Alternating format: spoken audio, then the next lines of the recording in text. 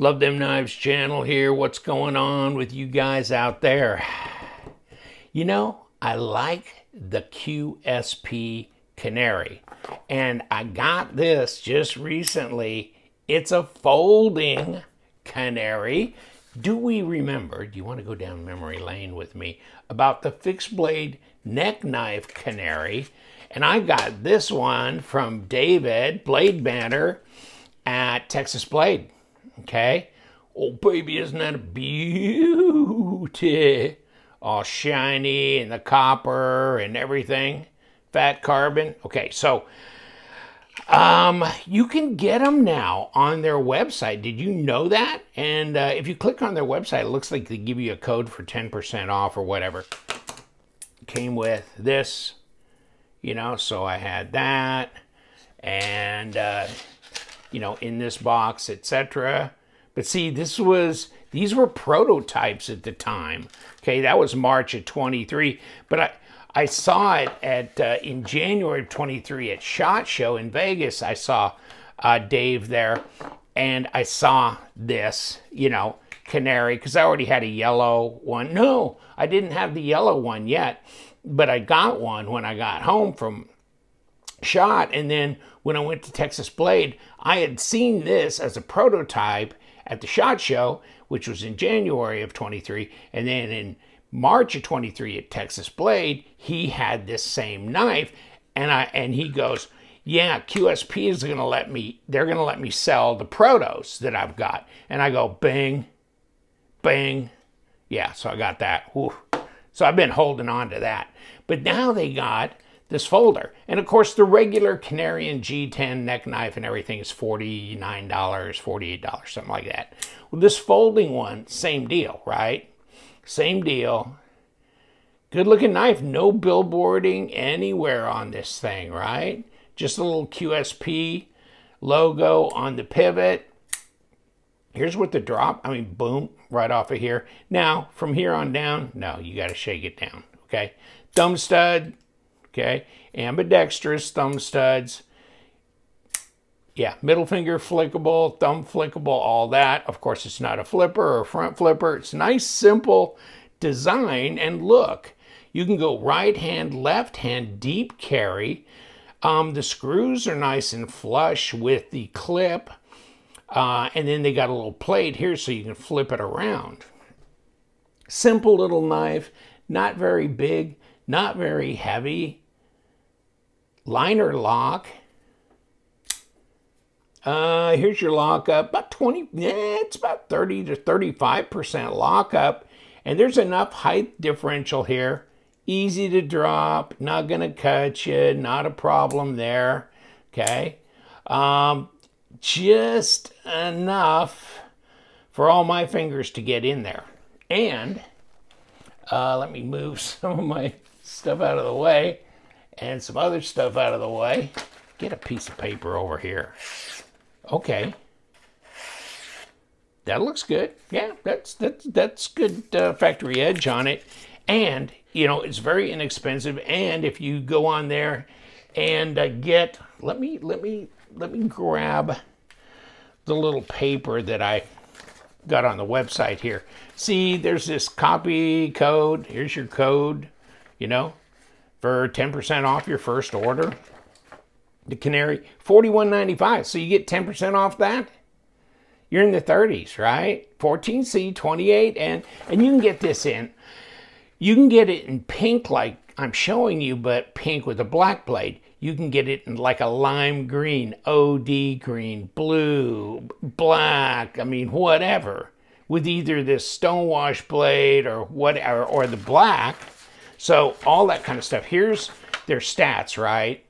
So basically 6.5 overall, okay? 2.8, it's under 3-inch blade, 3 millimeter thick, and you can have black coating. Oh yeah, no shit. Hey, they even caught on to that. Well, he's been keeping the stat sheet. You know, when we were doing testing, it was Blade Banner that was putting together the spreadsheet of Rockwell's and PMI tests and stuff that were being done.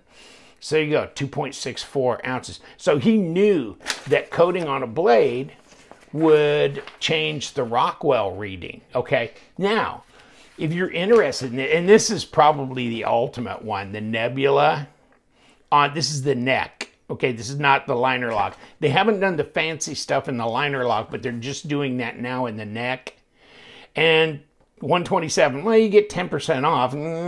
But this copper infused with the Nebula fat carbon, it's a good looking knife, and I like the design. Okay, and here's your stats here.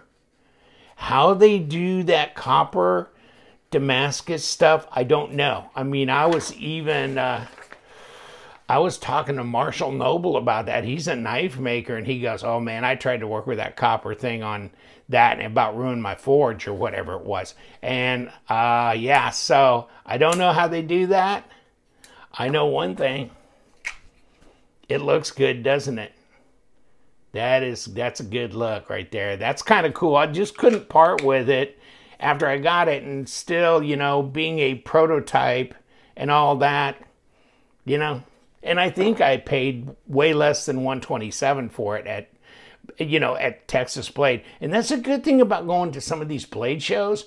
And Blade West is the 13th and 14th of October, 2023. I'll be there, whether this gets posted before I go or after I go or while I'm there, I don't know. But that's a good thing about going to some of these blade shows. You can get models that are not released yet or are, maybe protos or whatever. I mean, it's cool. So this is what does this say? Okay, so this is the information on the box. QS 150-81, okay, H1.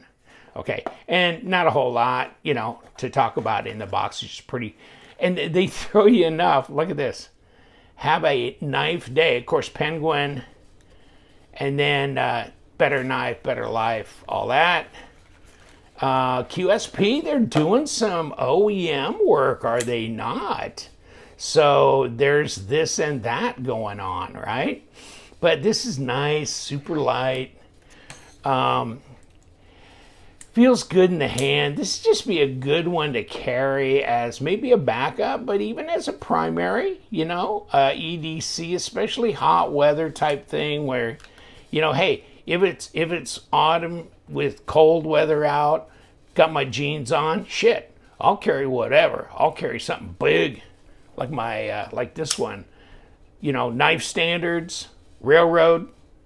There you go. There's a big old knife. I think this one's a Best Tech OEM, by the way. But otherwise, this is so easy and nice to carry. Lime green, blue, whatever color you want, or black, Grams. 75.4 grams. Let's run back around, trying not to skip past ounces. 2.6. Okay, yeah, just like they said on the stuff. And, oh, there's my little tape measure. Yeah, it's under 3-inch blade. Yeah, 5, 6/8, 7/8, 2 7/8, which is what, 74 millimeter blade. And then up here, yeah, a little over 6.5 inches at, 16.6 centimeters. Something like that. Something like that. But, so you're getting this for under $40. You're getting right in there with those, super budget.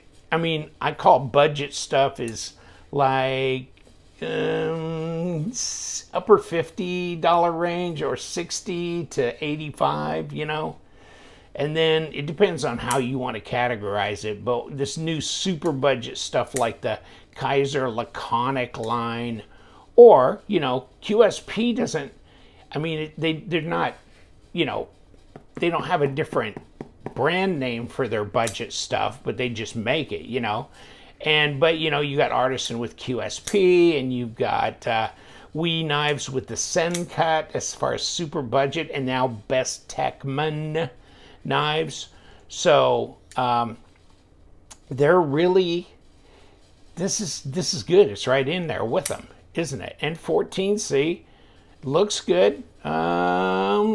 Symmetrical. I mean, you know, they're making high-end stuff too. So, I mean, of course, it's going to be good fit and finish. And when they first came out, just like any of them, you know, they had some winners and some losers and this and that.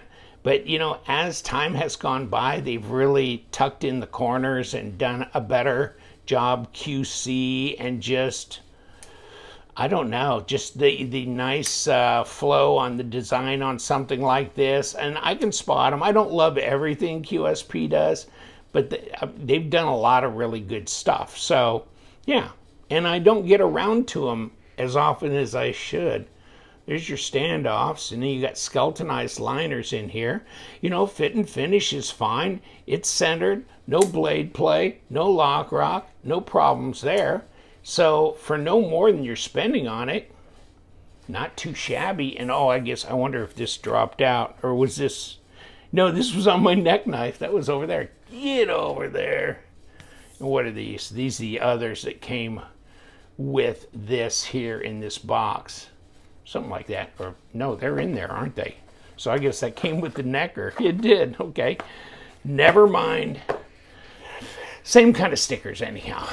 But, you know, easy drop. Not a front flipper, I know. Maybe boring in that way, but I like something that's just straightforward, to tell you the truth. And this just makes it easy one hand, easy to flick, you know, that kind of thing. Good little user, good beater, carry around, that kind of thing.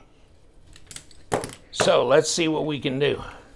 Let's take it apart just for the hell of it and see what we got inside.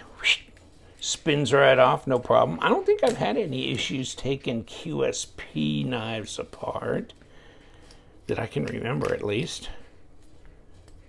Okay, knock that one out. And here's our pocket clip, which I don't know that we have to take that. Well, maybe this one, because this probably goes through. This last one here probably goes through that standoff. Let's see if one of the screws is longer than the other. No, I think they both. Hold on. Yeah, I think one is shorter than the other. Yeah, okay. Put them over here. Then this should come apart, right? In theory and in reality. Okay, and then here's our liner lock area. And of course, we've got ceramic detent ball. Okay, so that's all good. Ceramic bearings, both sides, skeletonized liner. There's your standoffs. And you know what? Let me see how this pulls. Well, so there we go. We got a captured pivot on here as well. So, and where does it capture to? Oh, it captures right up front where it comes through. Okay. So then this is wide open, no big deal. Yeah, okay. So there we go. I mean, that's your disassembly. That's easy. Bam. QSP. The Canary. Yeah. Oh, yeah. No improvement in the drop, regardless. But, I mean, the initial, bounce right up your thumb. That blade's just light, and really light. Really, it may be light, but the price is right, isn't it? The price is right, so come on down. And the neck knife, holy crap. Yeah, baby. Ooh, smaller. Yeah, but way cool pair, the dynamic duo of QSP greatness. And we do love them knives. Got the links below. And you guys, stay sharp.